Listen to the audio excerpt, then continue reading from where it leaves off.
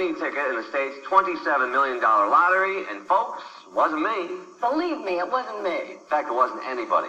Amazingly, it was 2,500 Australian investors who chipped in to create a lottery pool. They didn't hope to win, wish to win, or even pray to win. They had a foolproof system. They knew they were going to win $27 million. And they did. Here's how. They did it by beating the Virginia lottery with a perfectly legal system. First, the 2,500 Australian investors tipped in $4,000 per share to create a lottery fund called the ILF. So let's play lotto. Our first number is... Then they retained the services of Stephen Mandel, the winningest lottery player on Earth. His computer-driven system had already won $25 million around the world. How does Mandel's system work? Essentially, we covered every possible combination. Mandel's seemingly simple system broke no existing laws. In fact, he won the Sydney lottery twice before Australia actually passed a law against the system. So the International Lottery Fund turned to the U.S. For a year and a half, they stalked Virginia. Why Virginia? First, the odds were better. You picked 6 out of only 44 numbers, while in other states, up to 54 numbers were on the lottery cards, which would add millions of combinations to be covered. Also, Virginia had no laws against computer printing your own play slips. And most importantly, no law against buying as many slips as necessary to cover all the possible combinations.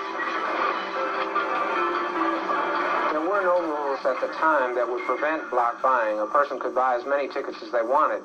In reality, I really never would have imagined that anybody would have ever wanted to try to buy it out. It never happened in the United States, but the very idea of spending over $7 million to buy all the shares in the lottery just seems preposterous. Preposterous? Stephen Mandel's gotten rich dealing in the preposterous. In this case, that meant buying 7.1 million possibilities at $1 a pop. Theoretically, anybody can buy all the possible combinations.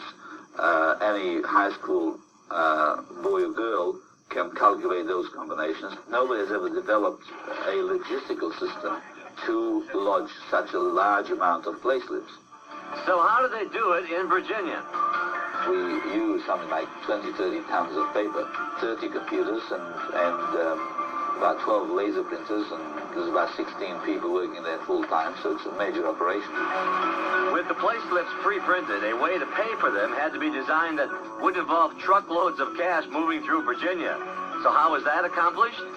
They were able to use cashier's checks, which they drew on the bank where they deposited the funds from Australia. That meant the ILF could strike deals with chain store owners to purchase large blocks of tickets without cash. And how did the owners respond? We thought they were nuts. We didn't believe that anyone could, in effect, corner the market on lottery tickets. But one of the things we do is sell lottery tickets. So if someone comes up and says they want to try to buy, 700,000 lottery tickets, we're not going to chase them away. Since Virginia had lottery drawings twice a week, the ILF would only have the 72 hours between drawings to process the play slips. They needed couriers who were good with numbers, so how'd they handle this problem?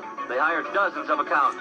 We were told that we were going to be purchasing lump sum big blocks of lottery tickets, and until we got down there and actually saw what we were going to be doing, you couldn't fathom it, really.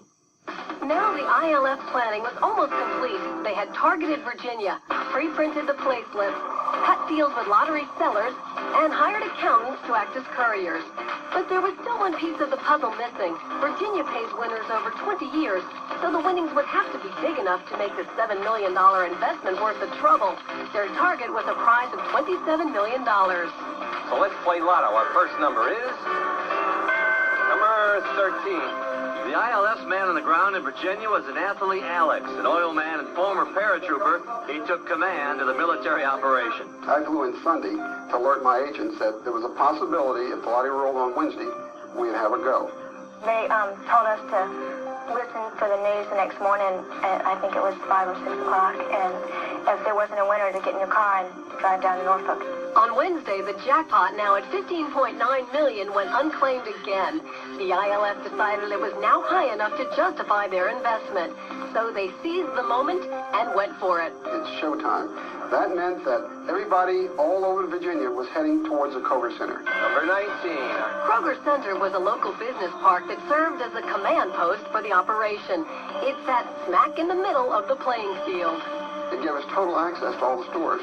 That gave me a feel for where all the stores were, where we could place our agents, our runners. The plan worked. The courier's job of playing the lottery was going smoothly. For over 2 days, they were processing 100,000 tickets an hour, but to be foolproof, they had to be sure to purchase all the possibilities. They had covered about 6 million combinations when disaster struck. First thing happened, we had part of a chain quit on us. When the store quit selling their pre-printed slips, the ILF had only 90% of the combinations covered.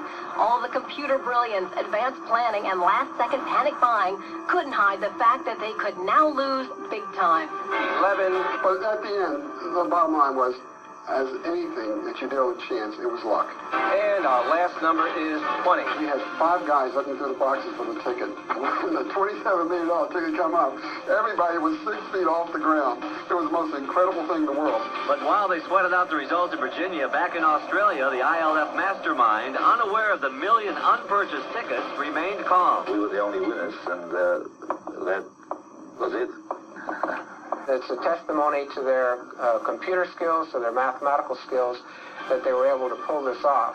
That doesn't change the fact that I hope they don't come back.